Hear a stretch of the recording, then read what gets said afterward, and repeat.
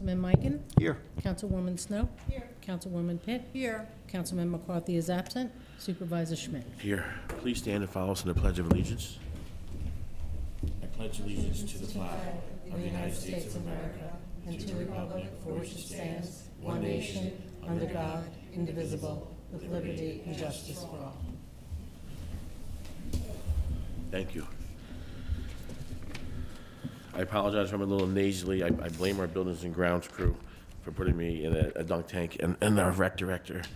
And now I've been sick since the day after getting out of that dunk tank this weekend. All right, the first item on the agenda tonight will be acknowledgement of minutes for the May 7th meeting.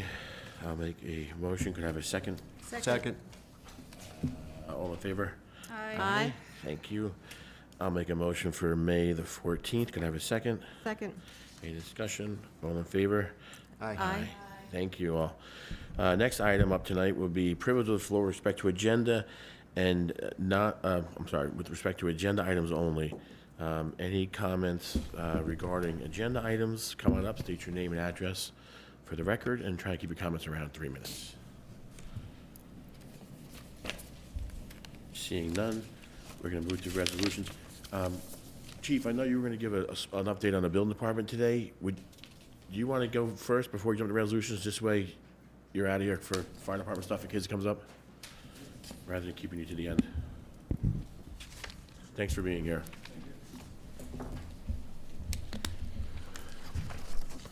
Oh, got glasses. So James contacted me earlier this week. Just said we'd like to talk about the amnesty program, where we stand with permits and our stop work orders. So currently this year we've issued 152 permits.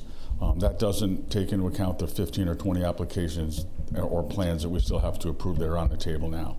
Last year at this time, the building department had issued 179 permits, so we're pretty much right on track where we were last year. From June 24th, 2024 until now, our department has issued 15 stop work orders. These were issued numerous reasons: working without a permit, failure to schedule inspections, timber harvest violations, working without a site plan are just a few of them. As of today, our department has a total of 289 active building permits. That's the ones from 2024 until whatever we issued today. The amnesty program has been very effective. We've gained good compliance as well as helping the assessor's office with their property evaluations.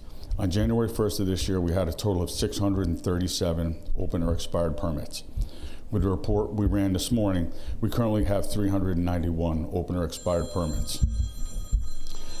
That means that since the beginning of this year, we've closed out 246 open or expired permits. When I came on as building inspector on June 24th of last year until now, we've closed a total of 602 building permits in general. That being said, permits that expired in 2024 are being given the opportunity to renew at half the original permit cost or close the permit out. Permits from 2023 and prior are being charged a $250 amnesty fee. We've had little or no pushback when it comes to closing out these expired permits. Many of the permits should have been closed out by the contractors, just never followed through. You know, the contractor takes a job, we'll do your roof, we'll do your windows, siding, whatever. They get paid, they never close their permit out. There were also quite a few permits that have been closed out on paper, but not in our system. Like, we gave people COs, but nobody ever followed through in BAS to finalize it. We would like to continue this program at least until the end of the year, since it's been so good, and then we can revisit it at the end of the year and see how the board would like to proceed. You know, as far as the department, I think it's safe to say the department's gelled, you know, very well and worked really good as a team this last year, and we had some help along the way. You know, we'd like to thank the assessor's office, the planning board, Joanne, Hogan, Ross, and Ligori for their guidance, as well as the clerk's office for their assistance in this past year, while we reorganized and prioritized our department and its functions. Our goal is ultimately compliance, safety, and changing the way the public views our building department, and I think we're succeeding in that. So I figured it was easier to do this than the Q&A. I'm not good at the Q&A thing. Yeah. So just to run just a couple of numbers, so 637 was the number of expired open permits that we had, and we're currently at 391. Right. Closed out. Right. We've closed out almost 250 of them this year. Yeah. So if we extend this to the end of the year, there's a pretty good opportunity that We'll they'll get be a good closed out. chunk, but as we close them out, more permits become expired. Yeah, but at so least, right, because there's more work going on, but at least it's closing out a lot of these we made older a, we ones that made a have been good there. chunk.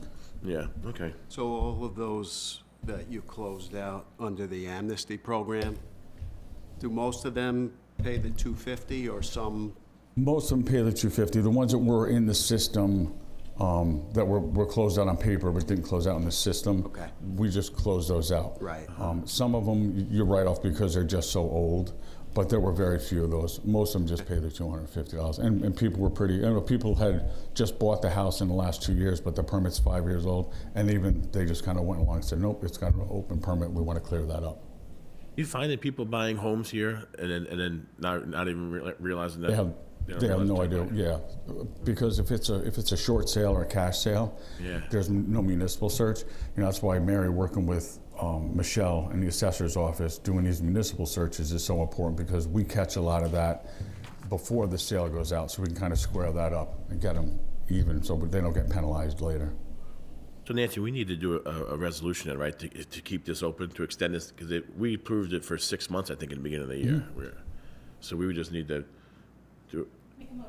make a motion to extend the amnesty program, keep the fees all the same. Is everybody okay if we extend that? I'll second It's done? Sure.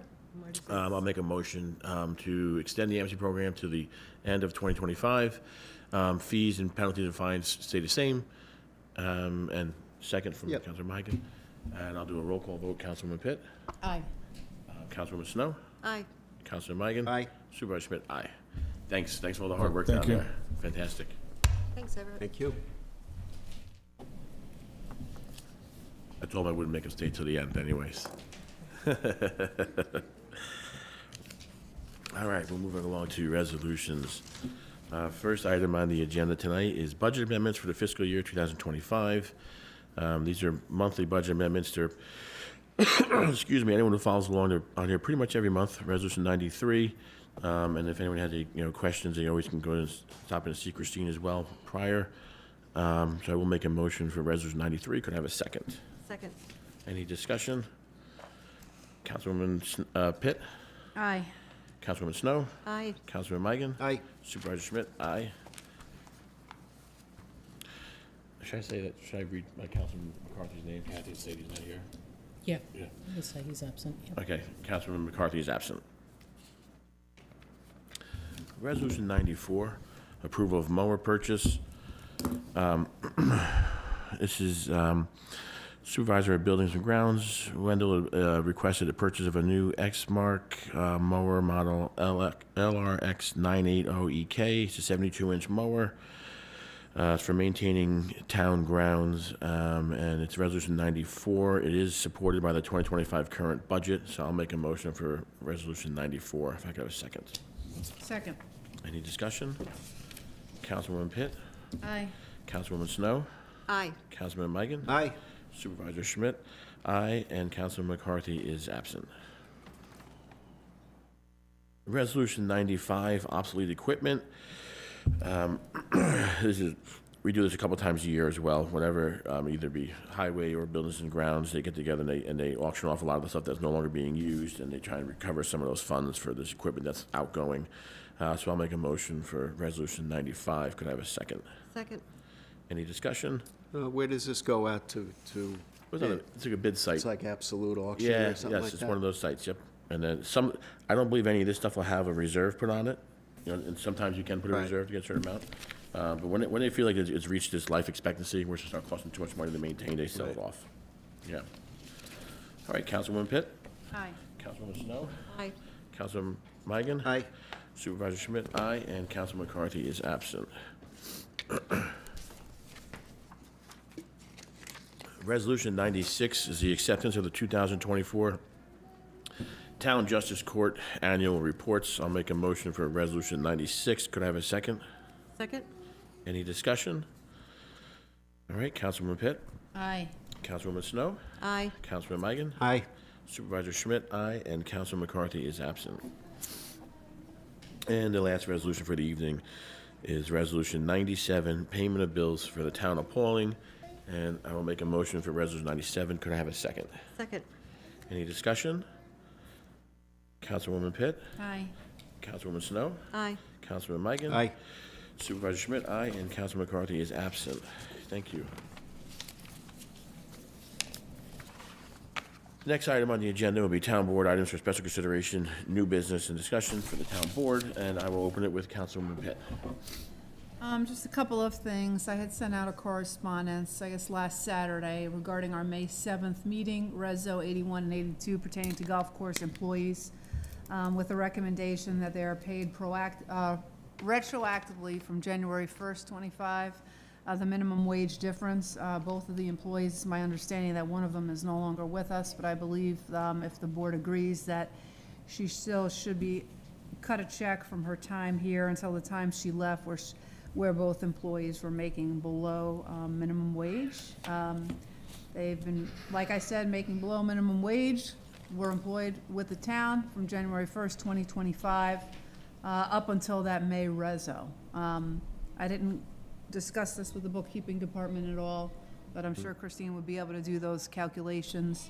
I believe both employees on our May agenda are making above 16 now. I don't recall exactly. Yeah, I think we moved them how just much up above the minimum wage. 1645 maybe, or. So I didn't know how the board felt about that. I would just like to hear from Christine, just if it's not an issue. Is that, Well, Can we afford it? Yes. okay.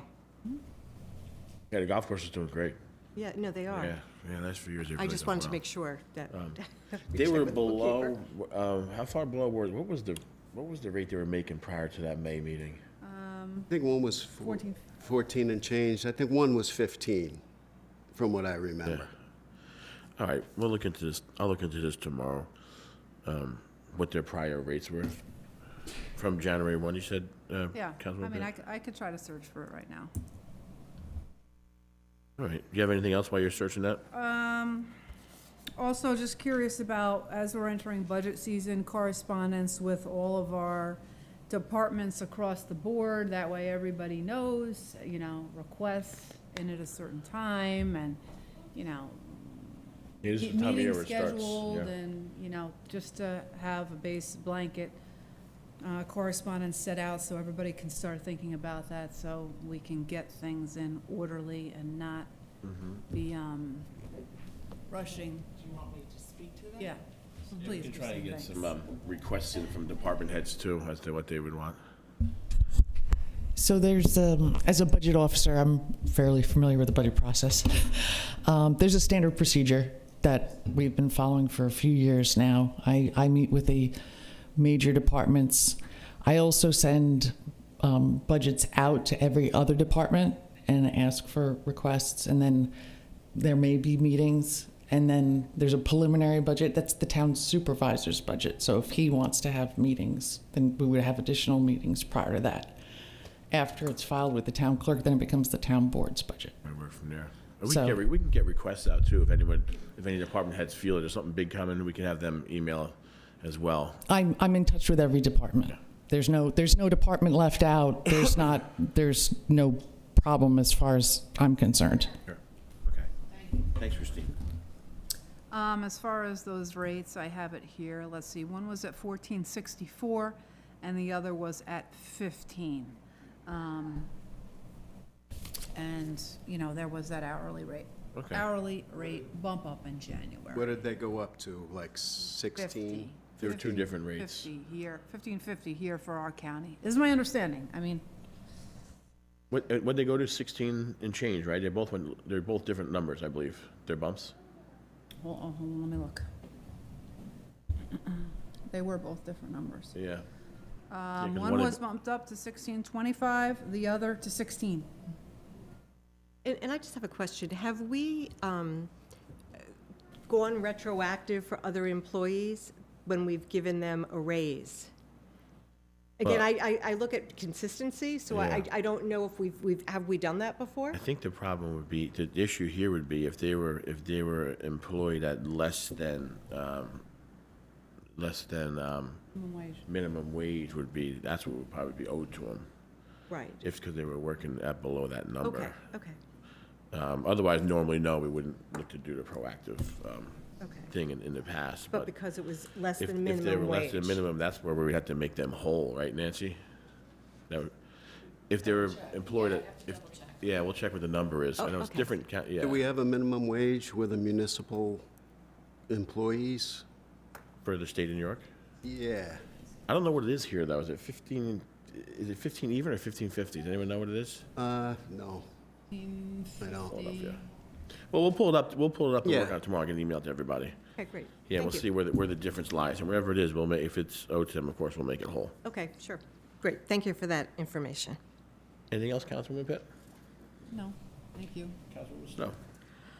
The only thing that I have is, I mentioned a couple of, I don't even know, it was a couple of meetings ago that I'm trying to follow up with. It's a small $25,000 grant that, for just upgrading dog parks in New York State. So I'm still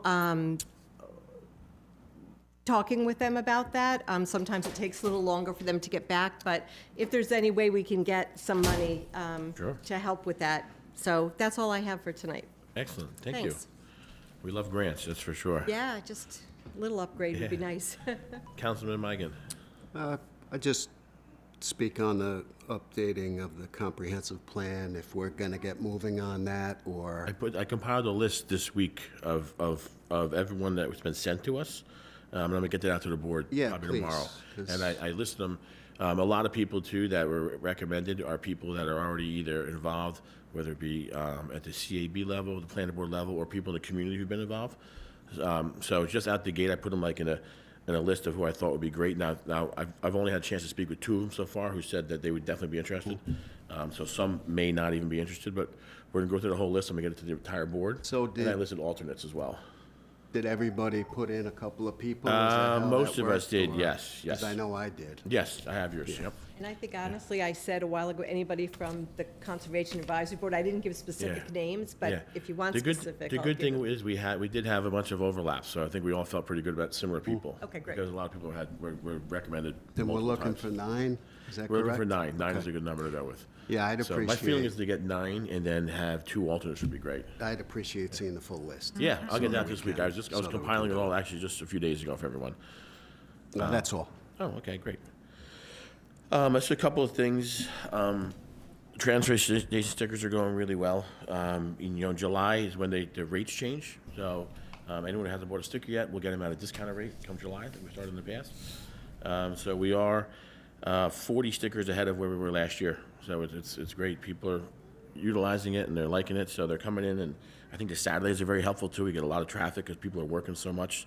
So they get to come in and see us on Saturdays and grab stickers. So Steph, thanks for doing that. It's always really, really helpful. This week I met with Sean from our golf course. They're dealing with weather this year, but they're still doing very well compared to in the past. That golf course is up. Last year was just shy of 400,000 in sales compared to 7 years ago it was 165,000. So it's really rolling and it's great. One of the things we've been working on, Sean started last year on it, trying to get the golf course recognized as on a historic properties list for like the oldest golf course, municipal golf course. Sure. And we weren't getting a lot of headway, so we met with him this week, and I circled in our state representatives and our congressman. We had some good dialogue, and I don't want to say there's a good chance that's going to happen, but we do have a lot of really good eyes on it now, and it'd be great to see that be recognized as that golf course, because it would protect it as a golf course, forever, which would be fantastic. But it also would, if we can get it on the federal historic property list, it'll open us up to federal grants. So monies that are going into that property that could then be used to keep maintaining it and updating certain So things. what on is it, you're talking about if it's a historical, we're It's got to eligible be for recognized. It's grants? got to be recognized as it and be. So the problem we're having is we have a bunch of different dates we can find that says this is when it started, but the problem is there's other dates that say no, this is the date it started. So we're trying to get to a concrete date that this committee will accept, right? These historic registrars, I guess they're called. Will our historical society be involved with that? We had or- checked. Sean had reached out to a bunch of people in the past. He kind of hit a dead end. So that's why when we met this week, just to go over other things, this came up.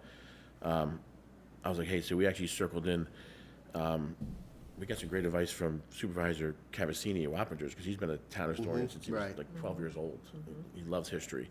And then he gave us some recommendations, and then I called our assemblyman. His office is working on it. And then from there, we went to the congressman, because there's 2 different opportunities for it to be represented on this historical, either New York State Parks or National Register of Historic Places. So we're hoping to get it done, because like I said, that would, not that we're worried about it, going anywhere, because Right. it's it's a golf course, but it'd be nice to have it registered as a historic place and if it becomes grant eligible, then that'd be very helpful as well. So I'll continue to update everyone as we get more information on that, and I'm keeping Sean in the loop. He's done a lot of legwork already on it. Next week, we're starting work on Quaker Lake Road, right, Bobby? It's next week it's starting up there. And that's been out, what's that, 3 years now it's closed? Since that storm, which is right around this time of the year. And it's all grant money, so it's finally, it's FEMA money that came through. So who actually wouldn't have been on that project? We're doing it in-house with, using bidded out contractors. Bidding out contractors for the work that we can't handle. Great. Do you know how long that'll take, roughly? Have an estimate, you think, or no? A month. A month. Well, I know folks will be awfully excited, because that road has been closed. We lost the whole embankment, which is probably close to 200 feet down, right, Bobby? So it's wonderful that it's being covered completely by FEMA monies, and I know it's been a long road getting those funds in here, and they do critique paperwork, but it's nice to, when it gets to the end, it's fantastic. So I look forward to seeing that road open. Yeah, I wanted to say how much I appreciate Ananda, who handles our, most Yeah. with you, Barbara, correct? Yeah, those grants. And Yeah. she does a terrific job. Yes, she I does. appreciate that. Yeah, Nanda actually gave us some good information this week. We received another $577,500 from the July 23 storm as well, right? That just came through this, that's for Cushman? And that just came through this week, so it's a pain in the neck doing all the paperwork and the legwork and the meetings and getting the, elected people out here, then connecting with the FEMA people, but it's worth it in the end, if because trying to pay these bills yourselves would be impossible. North Quaker, Bobby, I know it's a county road, but just for the Pawling people, that started this week as well, right? I believe that started on Tuesday or Wednesday. And that's gonna be closed till the end of the year, I believe? Correct, because they're doing two culverts. 2 culvert replacements, so from the Connecticut line and a few miles in, so anyone going up Closed starting at Bird Hill. at Bird Hill. Okay, so anything from Bird Hill towards Connecticut, you're not crossing into Connecticut, it's shut down at that line. Correct. And that's the county handling that, but it runs through Pawling, so it's gonna affect some of our residents for sure. We had the Bounce into Summer event this past weekend, which is why I'm so congested and nasally. It was a really great event. We raised around $2,300 to $2,500 to put kids into camp scholarships, into the programming. I volunteered to be in the dunk tank, which I thought was a really great idea. It still was a great idea, but I didn't realize that these kids were all destined for the major leagues in bowling, because I got dunked 30 times. I couldn't believe it. The first kid out the gate dunked me 4 out of 6 pitches. I was like, maybe we can back this line up a little bit.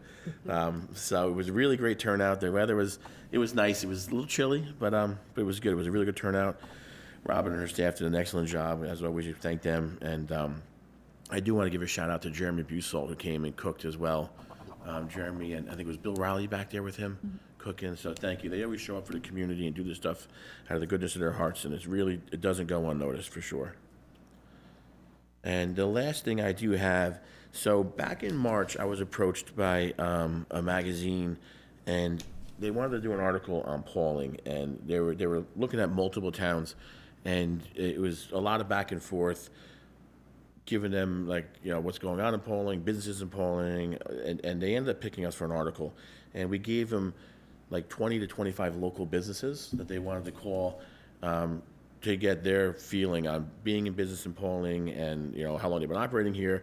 So it's Business View magazine, and they actually did pick us, and they're going to have an article on the town of Pawling in July, which is really, really fantastic. We just found out within the last couple of weeks that we were indeed picked for this article. Is that an online magazine, So, or? I think it's both, right, Steph? Yeah, I think it's both.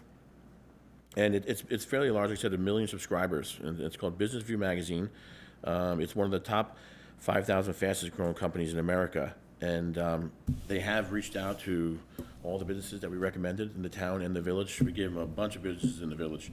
So a lot of those places will be mentioned in that magazine article.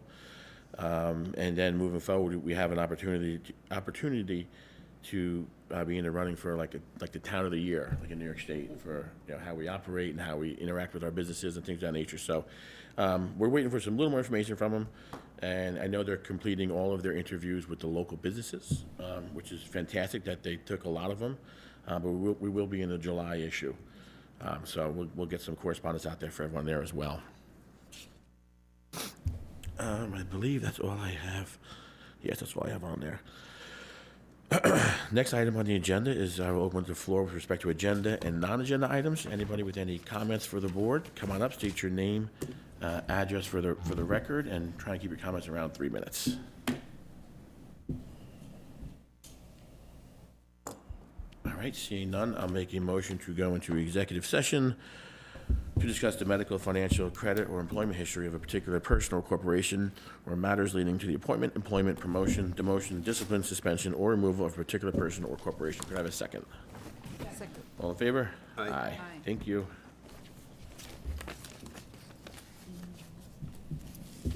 Nancy? I don't need to stay, do I? What?